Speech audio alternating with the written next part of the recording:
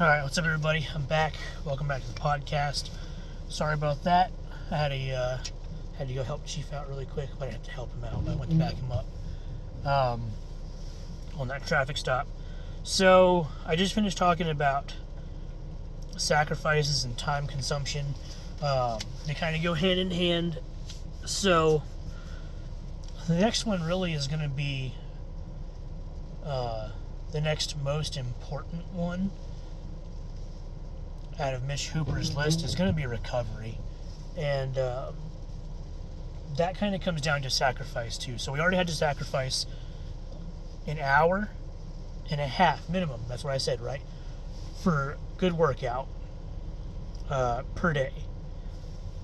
And again, there's some splits where you only do 4 training days a week. There's some where you do 5. That's all personal preference on your programming. I'll probably put up my programming maybe next week. I don't really have a computer with me right now, so I might try and snag my wife's when I go back home this weekend. Don't tell her. That way I can really do a little bit more, like I can pull up screens for you guys or figure all that kind of stuff out. Right now this is literally just off my cell phone. So I can put up my program, we can discuss it, whatever, versus me just holding up a piece of paper, because that sounds like something I would do, So, coming down to recovery, we've already sacrificed an hour and a half for that day. Now you need to come in on the back end and say, okay, well, what all goes into my recovery? And this is huge because everyone recovers differently. I'm going to do another topic on genetics later, but genetics plays a huge part in it, I feel. Also, your muscle memory. Pretty much whatever stuff you did as a kid, whatever sports you were involved in, how athletic you were, if you did like yoga, gymnastics continually, right? You build up that good muscle memory and that good recovery. I feel you have better chances and more aptitude to recover fully in adulthood. And that's just me. I'm sure I could probably find some science article to back it up, but I don't feel like I need to. It just seems common sense. So, recovery is huge. It is,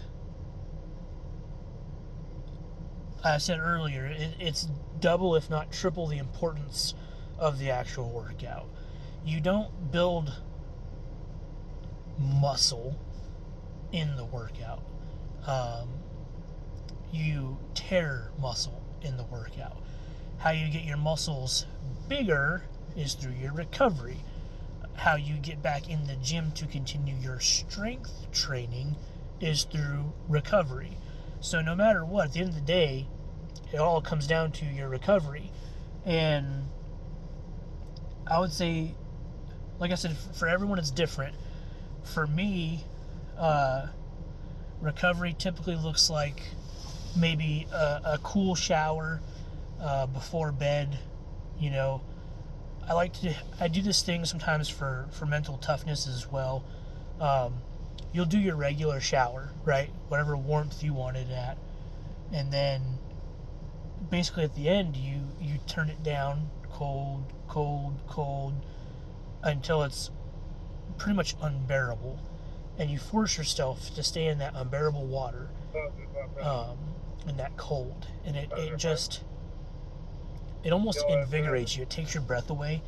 You get a little rush. Sorry.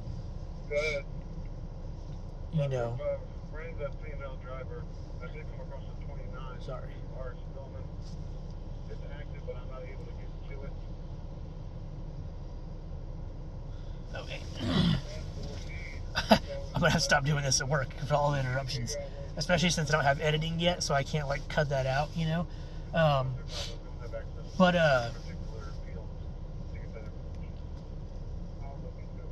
But yeah, with recovery, you know, for me, like I do like the ice shower. It's invigorating. Not ice shower, but cold shower. I wish I had an ice bath. I always wondered how they fill it up. You know, like where do you just go buy a bunch of bags of ice? How expensive would that be? Because I know I have an ice maker in my freezer, but it don't make that much ice. And for me to do that every single day would just be an astronomical fee just for ice in an ice bath. I don't know if maybe like it stays cool on its own and it maintains the ice over a couple day period or something. That's something I haven't looked into because I just know I can't afford it. So I like the cold shower thing. I also love the sauna. Me and my wife on our deployment together, we would always go for a nice run, and then on our gym days we always sat in the sauna for at least 15 to 30 minutes. I stayed in there as long as I could. We pretty much got out when she was done. She'd get too hot and we'd be like, all right, cool. I love the sauna. It gives you a good sweat. You put in your headphones. You just space out, you know, get your mind right, put on a good motivational speech, call it a day. It's great for your recovery because it also helps your brain recover, you know. So also with this recovery, you have to plan, and here comes another sacrifice. You have to sacrifice time for sleeping, right? You need, I'm going to say need, emphasis on need, you need to get 7 hours of sleep, at least. If you're doing strength sports or bodybuilding. You don't want to go past, I would say don't go past 10 hours of sleep. And I know that sounds crazy. Who in the world, other than my teenage daughters, get 10 hours of sleep, right? It's just, how do you do that? But anyway, if you could focus at least on getting 7 hours of sleep, and that's pushing it. I know there for a while, I was working 3 jobs. I was barely getting 2.5, 3 hours of sleep a night, you know. Then I graduated to 4 to 6, and now I'm doing pretty good, you know. But I mean, here again, my wife and my family, they're not here with me, so pretty much whenever my father-in-law goes to bed, which is anywhere from 2000 to 2030, I go to bed. He wakes up at 4 in the morning, I wake up at 6 to 6:30, right? So that gives me pretty good amount of rest right now. Of course, I wake up a few times in the middle of the night, have to pee, whatever, get uncomfortable, you know, because you're sore, you're tossing, you turn, and it aches and it hurts. It is what it is. But here again, you have to sacrifice and provide, invest in you, give yourself that time to get adequate rest. Rest is truly the best medicine you can get. So other than rest, heat, cold therapy, you have massage. I have a Theragun. I bought a $120 one from Walmart. It came with like 5 or 6 different attachments, and I use the crap out of that thing. It's awesome. I try and Theragun, you know, at least the hot spots every day. There was a time where I was taking it in my gym bag, and I would literally Theragun in between like exercises, not sets, but in between exercises. You know, so if I was doing like overhead press, and then I had tricep extensions or press down next, well, then I would go ahead and after my overhead press, I would massage my arms, my traps, my chest muscles, and all that before going to the next exercise. It really does help, you know. The myofascial release it provides is insane. It's really cool. Whoever developed that, they should be filthy freaking rich. I'm jealous I didn't think of it first. But that's one of the biggest tools that I use. I used to be big on the foam roller, but I found that the bigger you get, the harder it is to get off the floor sometimes, and it's uncomfortable rolling around on this little foam log. you know. Um, it's great though, you know, and it hurts like hell, especially on the IT bands. The IT bands are always the worst. Um, but, you know, it works here again. Uh, BioFreeze Icy Hot. I've never tried the Tiger Balm, but I like the Icy Hot roller. I don't. Again, it's not something I use a whole lot. I don't even know if BioFreeze has a roller. I'm pretty sure they do because each brand competes like that. But I like the roller versus the lotion or the cream itself, because the roller, you end up getting almost like a fascial release as you apply it if you press down hard enough. So I like doing that method. If you can, get your doctor to prescribe you lidocaine patches. I actually tried those this past weekend. I worked out really, really hard last week. And at this new agency, I don't have my outer vest yet. So I'm carrying all my stuff on my belt. And I've noticed that really does give you a lot of lower back, like, tenderness. You know, you do that day in, day out. I think we ended up carrying more than what they used to back in the day. You know, one set of handcuffs, a handgun, and maybe like a baton or something, radio. I got 2 sets of cuffs, OC spray, taser, baton, 2 magazines, keys, radio, flashlight, all that on my belt. So I feel like I'm like Batman or something, you know. But at the last agency, I had all that on my kit, and it really, I didn't have any back problems. But since I got here, I've been doing that. With the working out, I've been noticing I'm having a little bit of, you know, lumbago, lower back pain. So I tried the lidocaine strips. My wife had some at the house. And it was phenomenal. I mean, it helped. Again, some of it's probably mind over matter, you know, which if that's how it is, and it worked. That's all that matters, is it worked. If my mind's telling me it worked and it worked, then so be it. So if you can get your doctor to prescribe those, you can try that. If you have the money and you can go to a chiropractor or an actual massage therapist at least once, well, I would say massage therapist once a week and chiropractor maybe once a month, do that. You know, you would probably have great benefits from it. I personally don't do that because I can't afford it, and also I'm not too keen on people touching me. So it's just one of my things. You know, my wife is it. It's not even like a sexual thing. It's literally just a don't fucking touch me kind of thing, you know. So for me to go to a massage therapist would be probably it would have to be a very bad day for me to go there, or a chiropractor. Especially if a chiropractor does a little neck thing. Fuck that. That's not happening to me. Snap my neck and I'm like paralyzed. That's my biggest fear with them. But anyway, it might help you, you know. Again, I'm trying to give you guys tools for your tool belt, because my tool belt is full right now. And so, other than that, with the external factors about that kind of stuff, the other big recovery thing next to sleep, like I said, is going to be your food and your supplements. So post-workout nutrition is paramount. You don't have to overeat, and you don't have to really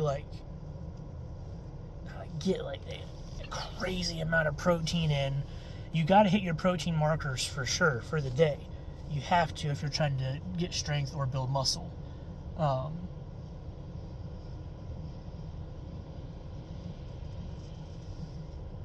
They hit their brakes, motherfuckers. God.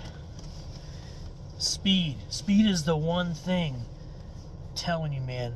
If I could just write speeding tickets all day. Whew. Anyway, nutrition. So with the You have to hit your protein markers per day. You have to. That's going to repair your muscles. It's going to give you strength. It's going to help you recover. With that being said, something I recommend is take some amino acids. You can take it before your workout, during, after. It don't really matter. Just get them in, you know. They do help. They speed in the recovery process. You have to watch out. Some of them are very carb heavy, and if you're already getting a lot of carbs in, you just need to watch it, you know. Obviously, when you carbs, we're doing a lot of hard, heavy work, a lot of energy expenditure, but anything in too much of excess is obviously bad. So, those are good. Proteins, I have never. I'm a freaking carnivore, 100%. I eat salads, and my salads are barely salads. Okay, it's got lettuce, carrots, and that's it for as far as vegetables go. The rest is meat, cheese, dressings. Yeah. Anyway, so vegan protein's not really a thing for me, or plant-based protein. I don't. Yeah, not my cup of tea. I can't even bring myself to try it. I tried nut milk once. Almond milk, I think is more appropriate. And maybe if you masked it with protein, I could do it. But yeah, I don't know. It is what it is. So anyway, I have done the carnivore protein. It's a beef isolate, and it's really, really good. It's a fine powder. It blends very well. I'm not sponsored by them. I'm not sponsored by anybody. I'm just telling you what I've tried and what I like. The chocolate carnivore is amazing. The other one, I just got this one. I saw Mitch Hooper drinking it. Well, he was drinking the brand, but I got the flavor. He does vanilla. I'm not really a vanilla kind of guy. Maybe in the milk for the cereal, I could do that. But just to drink, nope. Shit's gross. But I got the banana diesel, and that's like a super micro powder, fine powder. It blends so easy. I blended at my shaker cup without a ball because I lost my shaker ball. I don't know where it's at, and that shit just blended great, and it tastes good too. So get your proteins in. Listen to your body. If you notice that you take whey protein and you bloat really, really bad, you might have like a milk sensitivity or something, you know. Look into it, explore it, do some testing on yourself, try different proteins. You might have to use a vegan or a plant-based. That's also kind of why I went with the carnivore. I felt like I was getting really bloated on like your typical, the gold whey standard, you know. I was taking that shit and it was like, you know, like it hurt, you know, and your farts were terrible. We won't even talk about that. But anyway, so I tried the carnivore. That's how I got hooked on that stuff, and man, it's great. So far, I've switched to this diesel, and no issues with bloating, no issues with crazy gas. I probably drink, I would say, about 6 scoops of protein powder a day, just trying to make sure I hit my protein goals. And yeah, no issues at all. So diesel's really good. I recommend it. Highly recommend it. I'll probably stick with that brand for now, just because the price was a little bit easier on my wallet than carnivore was. And it's got more flavor options, you know, but I'll go over different ways to get in mass amount of protein, or if you're having a hard time getting your calorie goals or something like that. I got a couple of shakes that help you get there, no problem. So other than that, with the protein for recovery, you need to make sure that you're getting in other adequate nutrition. again, I said, I myself, I'm not huge on the whole vegetable thing. I do try and eat my salads occasionally, and I always make sure that there's carrots in there. I read somewhere a long time ago that carrots help your eyesight.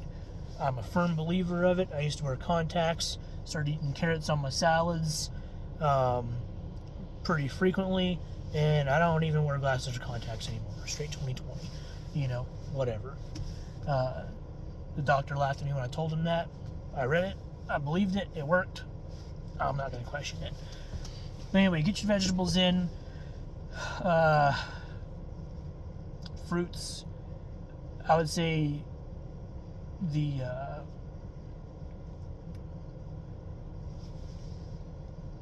bananas and pineapples would probably be like the two biggest fruits I would say you need to focus on.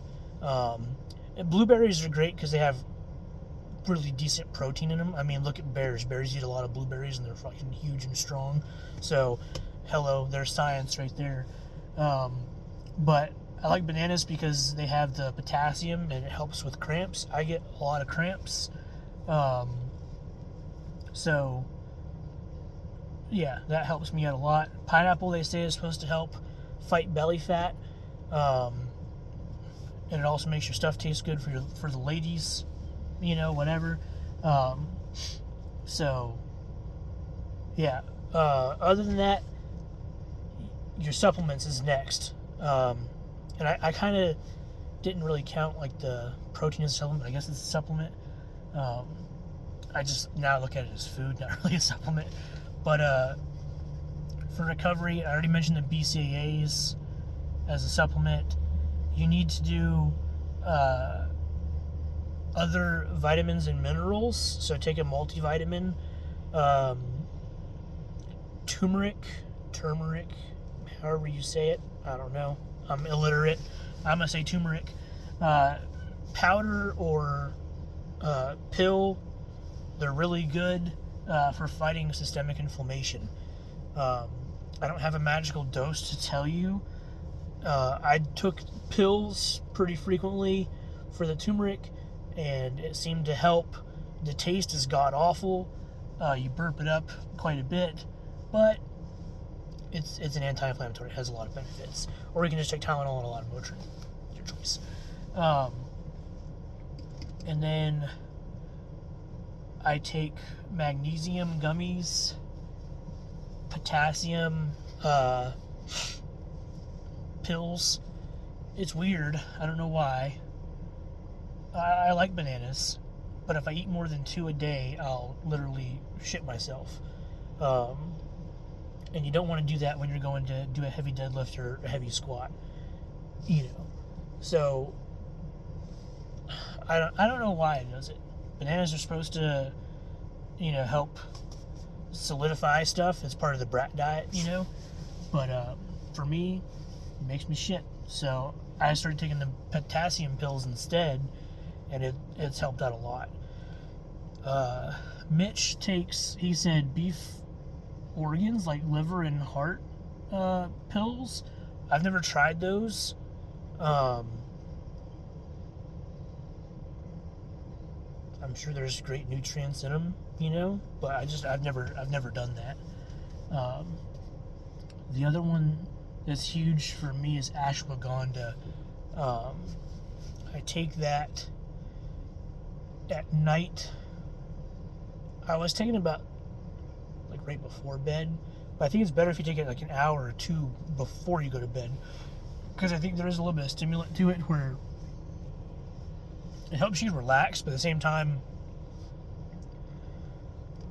I think that relaxation for me also gives me a little bit more energy, so I lay there trying to fall asleep sometimes, and I'm like, all right, it's coming, I'm gonna fall asleep, and then finally all of a sudden it's gone. But ashwagandha is huge.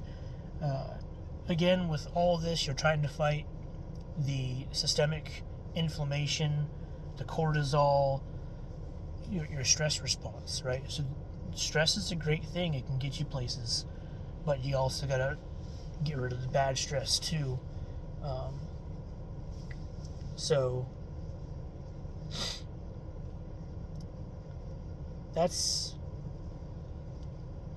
I think that's kind of like the main parts of recovery for me.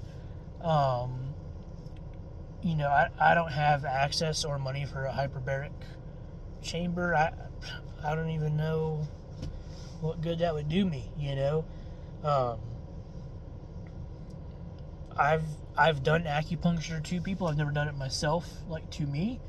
Um, but I know it helps with like migraines and stuff like that. So if that's something that you've got that's maybe preventing you from getting your workouts in, try that.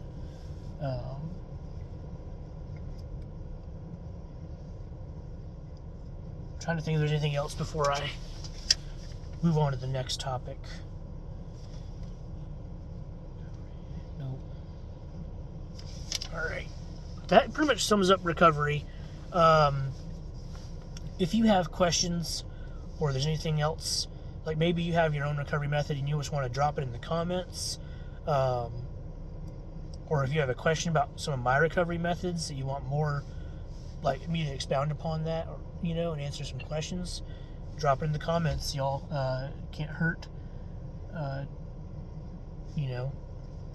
So that's all I got for right now. I think I'm tapped out on making videos for the night. I'm trying to play catch up. I've been meaning to do this stuff for a few years now. I bought a camera for this a while back. It's almost like it was a knockoff GoPro, pretty much. So I could film my workouts and talk. And I started doing it. I was like, man, you just look stupid. So I talked myself out of it and deleted everything. And now I'm just at the point where I'm like, I don't care. It's not really about me. It's about trying to help other people. And if I'm too shy to post this stuff, then I'm not helping anybody. So I gotta kind of overcome that. I'm not a huge people person, so just me doing these videos alone, that's taking me out of my comfort zone. And I'm doing it all for you. Whoever's gonna watch these eventually, I'm sure someone will. I'm just doing it for y'all. So hopefully you guys get something from these videos. And that's all I got for tonight. If you like what you're seeing, or if you don't, subscribe. Hit me up with comments, good or bad. And y'all have a good night. Be safe.